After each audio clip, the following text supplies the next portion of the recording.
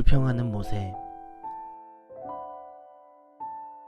그러자 모세가 다시 여호와께 와서 말했습니다. 주님, 어찌하여 주님의 백성에게 이런 고통을 주셨습니까? 도대체 무엇 때문에 저를 이곳에 보내셨습니까?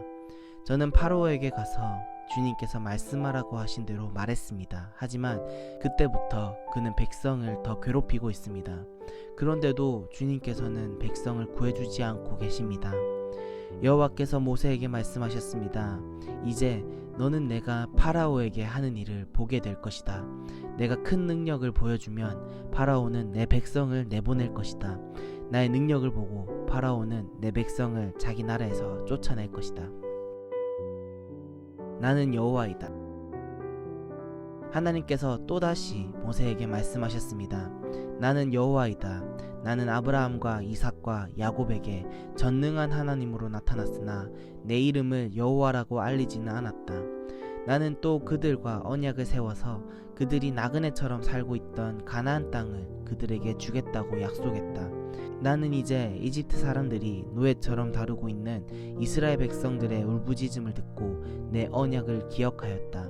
그러니 이스라엘 백성에게 내가 하는 말을 전하여라.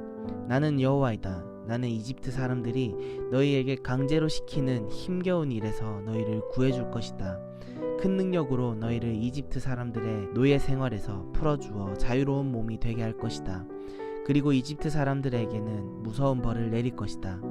나는 너희를 내 백성으로 삼고 너희 하나님이 될 것이며 너희는 내가 너희 여호와 하나님이라는 것을 알게 될 것이다.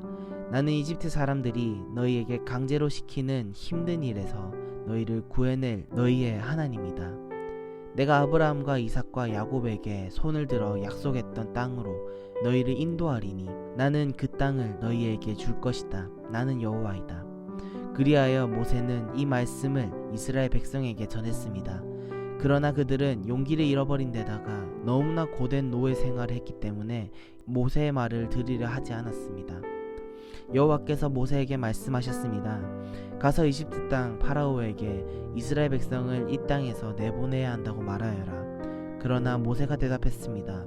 이스라엘 백성도 제 말을 들으려 하지 않는데 하물며 파라오가 제 말을 들을 까닭이 있겠습니까? 더구나 저는 말이 능숙하지 못합니다. 하지만 여호와께서는 모세와 아론에게 이집트 왕 파라오에게 가서 말을 전하고 이스라엘 백성을 이집트에서 인도해내라고 명령하셨습니다. 아멘.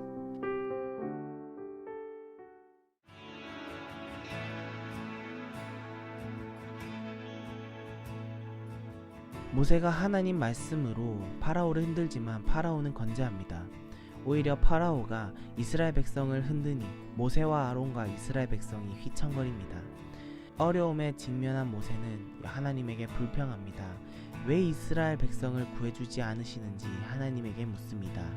그러나 여호와 하나님은 다 계획이 있으십니다.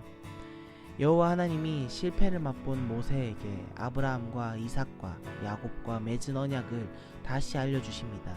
믿음의 조상과 맺은 언약이 과거에만 멈춘 것이 아니라 모세와 오늘날 말씀을 읽은 우리에게도 이어진다는 사실을 일깨워 주신 것입니다. 모세는 다시 말씀을 듣고 일어나 이스라엘 백성에게 나아갑니다. 이스라엘 백성은 노예 생활에 익숙하여 변화를 귀찮아하고 모세는 능숙하지 못한 말솜씨로 힘겨워하지만 하나님은 포기를 모르십니다. 하나님은 아론과 함께 파라오의 덫에 걸린 이스라엘 백성을 구하라고 하십니다.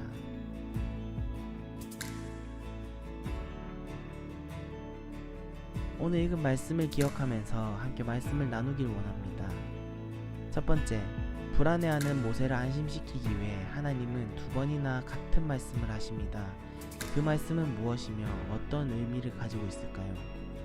두 번째, 모세는 반복해서 호소하지만 이스라엘 백성은 모세의 말을 듣지 않습니다. 그들은 왜 모세의 말을 듣지 않았을까요?